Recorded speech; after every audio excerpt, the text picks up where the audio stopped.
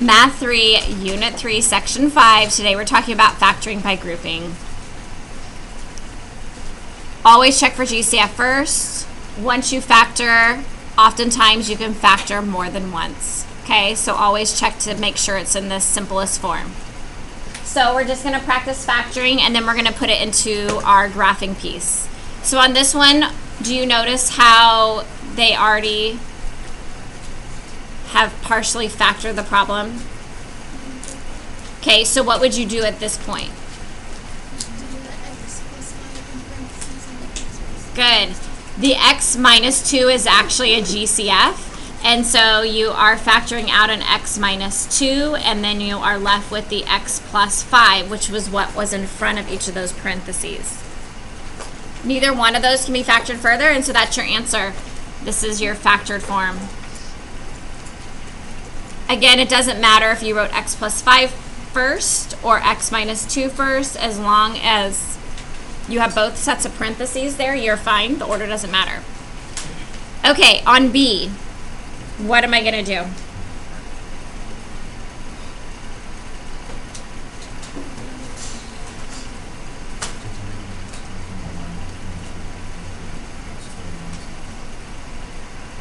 Okay, you're kind of right. I'm going to do it a different way. So we are going to, see how we have the x plus 1 again? So we have a parenthesis x plus 1, and we have a parenthesis of 9 minus x squared. More often, we have the x's in the front of our parentheses. Do you guys agree with that? And so to help us out, and even with like leading coefficients and all of that, it is best to end up switching this around and taking out a negative. Okay? So what I mean by that is I'm going to end up taking out a GCF of -1. But I'm only taking it from this parenthesis. Okay? So this x plus 1 is going to be the same. When I take out the -1, I'm dividing this by -1 and this by -1. So you're kind of choosing. You can take the -1 out from either of the parentheses, or divide by -1 to either of the parentheses, but it's only one of them. Okay? So when I do that, you'll notice that this becomes a -9 and this is a positive x squared. Do we agree? Okay, but how should I actually write that? X squared minus 9. And then, are both of these squares? Yes, because I can rewrite 9 as what? Good, 3 squared, and that's exactly it. So I still have a -1, x plus 1, and then we make our two parentheses. One of them is x plus 3, and one of them is x minus 3. We're splitting up our squares, splitting up our 3's. Why couldn't we have just done that? You could, okay? It's just gonna help you out later on. But the nice thing about this is it's easy to tell what your leading coefficient is, which is the -1. When it's this way, you have to remember to multiply the numbers of the in front of your variables to get your leading coefficient. So you can do it either way. Either way is correct. In the long run, this is going to help you if you do it this way. Okay? All right, what do you notice about C? Are the parentheses the same? No, is there a way that I can make them the same? Yeah, so I'm going to take a negative out of this one. Okay, and so when I'm doing that, when I take a negative out, what happens is that makes this a -4. We're doing the same thing as we did here, where we're changing each of these signs. So how I showed you how I was multiplying or dividing through by a negative, you guys can skip the step of showing your work if you want to, and all we're doing is changing each of the signs. And I'm going to go ahead and write this now. So this is now a -4, and I'm going to flip that around, and it's going to be x minus 2. And then I'm going to rewrite the front, which was x squared and x minus 2.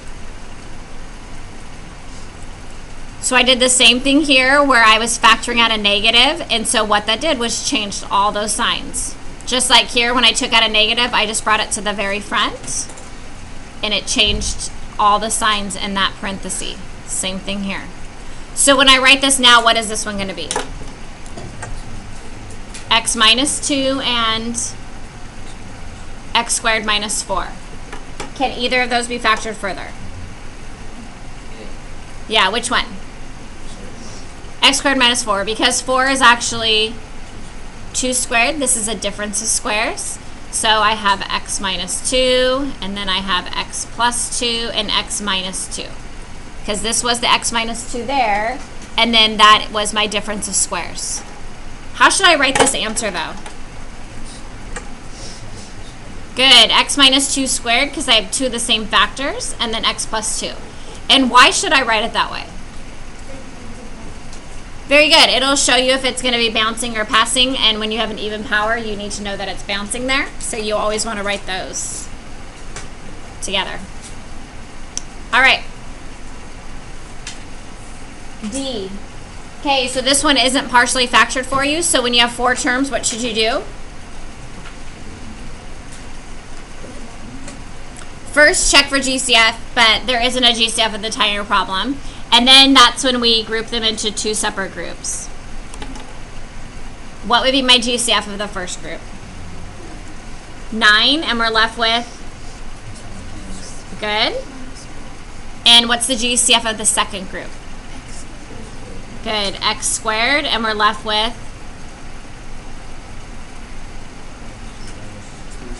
Good. X minus 1. Wait. Not x minus 1. What are we left with? 1 minus x. So what should we do there?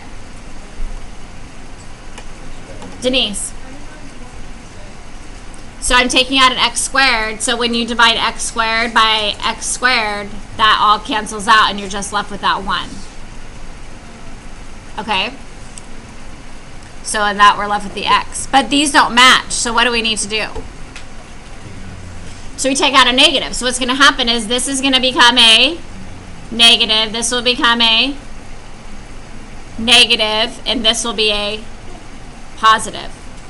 So if we go ahead and rewrite this so it looks the way that we want it to look, I end up with x minus 1 in both of my parentheses. Okay, so what is my GCF now? X minus 1. And then I'm left with my other parenthesis. What? Well, I'm going to write it just as 9 minus x squared right now. But again, what should I do with this one? Probably take out another negative, right? Is that what you guys said? So I'm going to take the negative out, but I'm going to put it in front of the entire problem here. And then it only goes through one of the parentheses, and the one I want to change is the second one. So that's going to be a negative 9 and a positive x squared.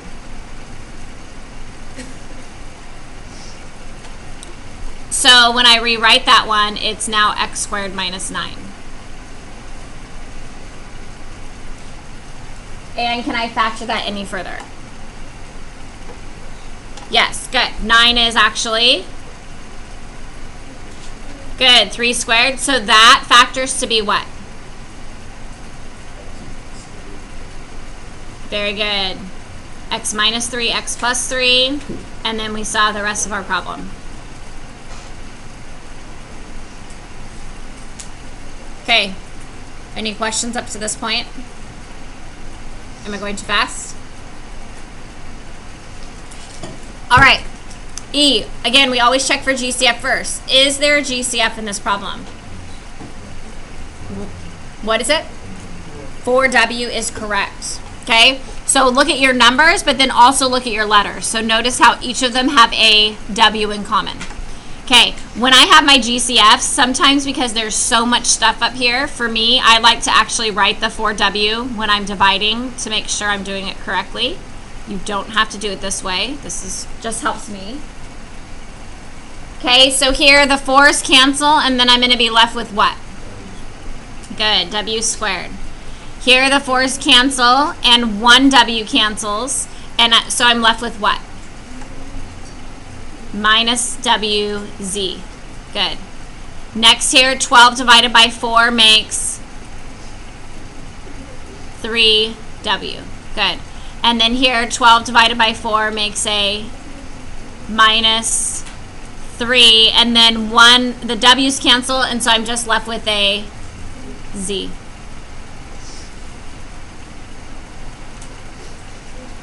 Okay, so remember when you take out the GCF, this is done. It's part of your answer, but you don't really have to think about this anymore. So now I'm looking at these 4 terms, and when I have 4 terms, how do I factor? Grouping, very good. So I group my first 2 and my last 2. Dustin, you getting this? Okay. So what's my GCF of the first group? W, and I'm left with W minus Z. And again, if you're ever confused, just go and divide each of these by W. Okay, the second group, what's my GCF? 3, and I factor out a 3, and what am I left with? W minus Z. Okay, so what will my final answer down here be? So we have the W minus Z, and then W plus 3, and then what do I need to not forget? My GCF, which is my 4W. Any questions? Okay. Again, what do I check for first? GCF. Do I have a GCF here? What is it? It's just 3. Why can't it be X? Good. There's no X here at the 6. So it's just going to be 3. Okay, and so I divide each of these by 3, and what am I left with? X cubed plus 2x squared minus X minus 2.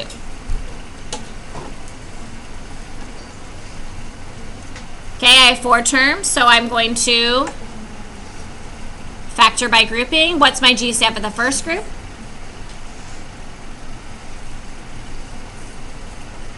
X squared, good. And I'm left with? Perfect, X plus 2. GCF of the second group, what will that be?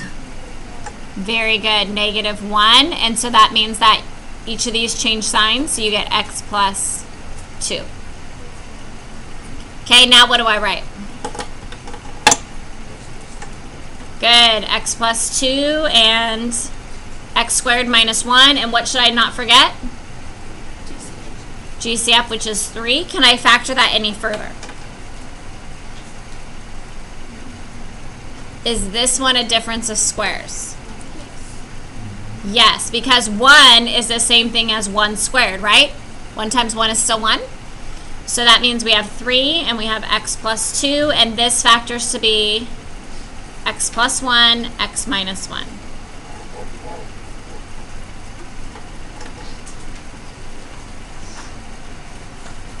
Okay, any questions?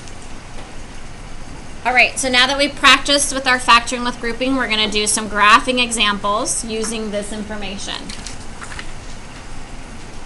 Okay, so remember that sometimes we have to find the y-intercept depending on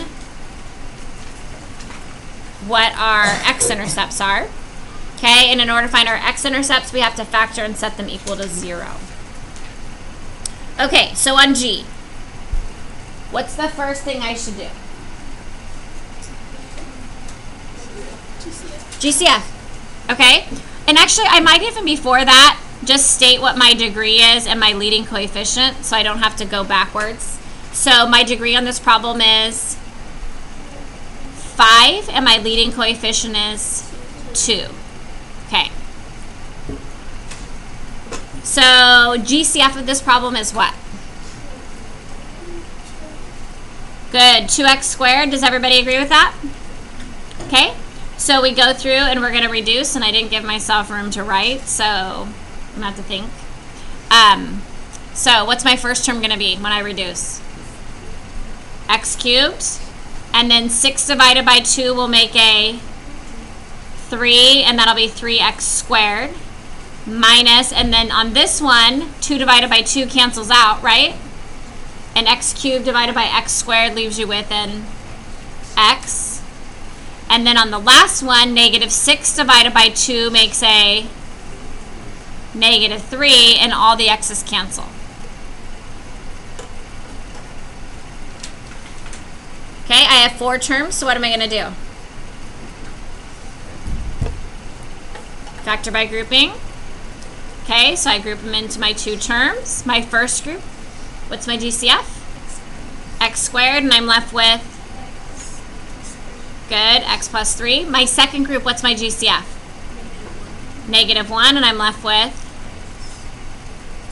x plus 3, right? Because we're dividing each of these by negative 1, so the signs both change.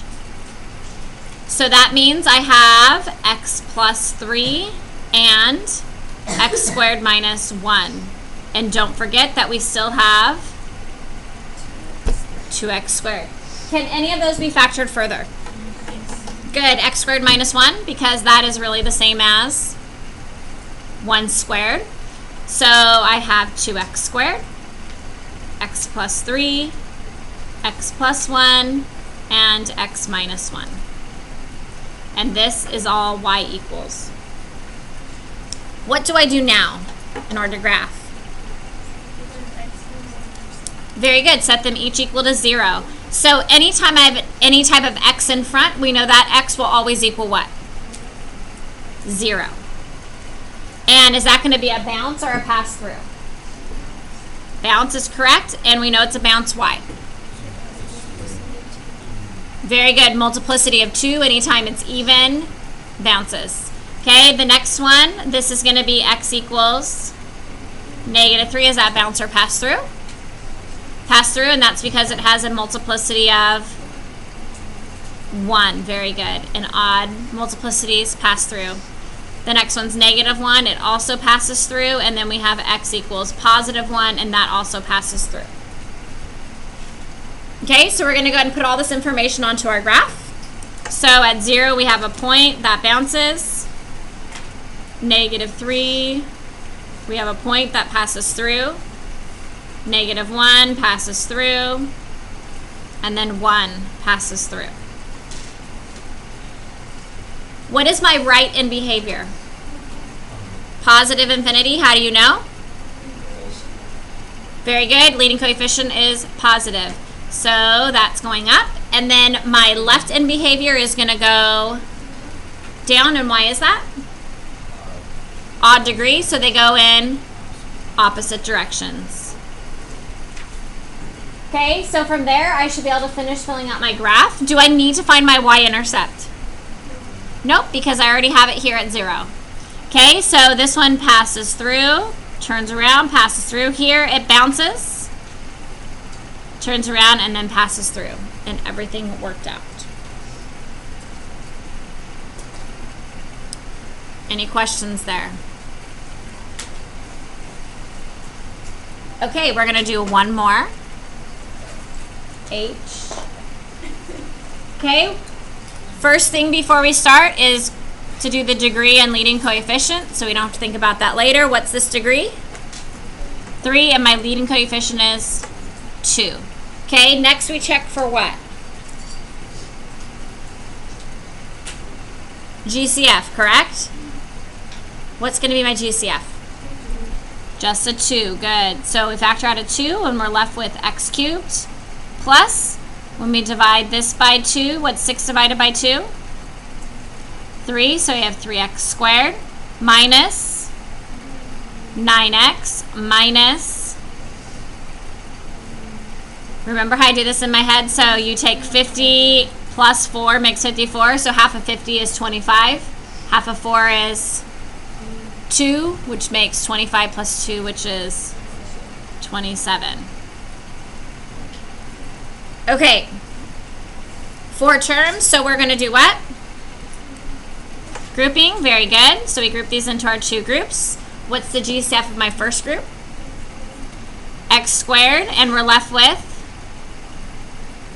Good, x plus 3. GCF of the second group? Negative 9, and we're left with? X plus 3. So that means for this problem we end up with x plus 3 and x squared minus 9, and we can't forget that we have a GCF of 2. Can that be factored further?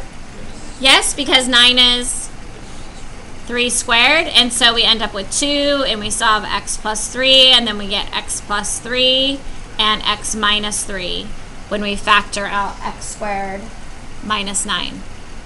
And we can see there what happened. Good, we have 2 of the same, and so we're going to write this as 2, and that's going to be x plus 3 to the second power, and then x minus 3. What should I do now? Set them to 0. Okay, 2 equals 0. That one does not work. So that's no solution. You don't have to think about that one. Only we worry about the x's in front. When I set this equal to 0, x equals negative 3, and that is a bounce because it has a multiplicity of 2. This one, x equals 3, and it is passing through because it has a multiplicity of 1. Good. So let's mark these on our graph. So at negative 3, I make a point. That's a bounce. At positive 3, I make a point. That's a pass through. Do I need to find my y-intercept here? Yes. How do I find my y-intercept? Yeah, we plug in 0 for x into this equation. Do you guys notice what's going to happen? If I plug in 0 for x, this is going to make a 0, right? This is also going to make a 0. This is going to make a 0, and I'm just going to be left with what? Negative 54. So my y-intercept is 0, negative 54.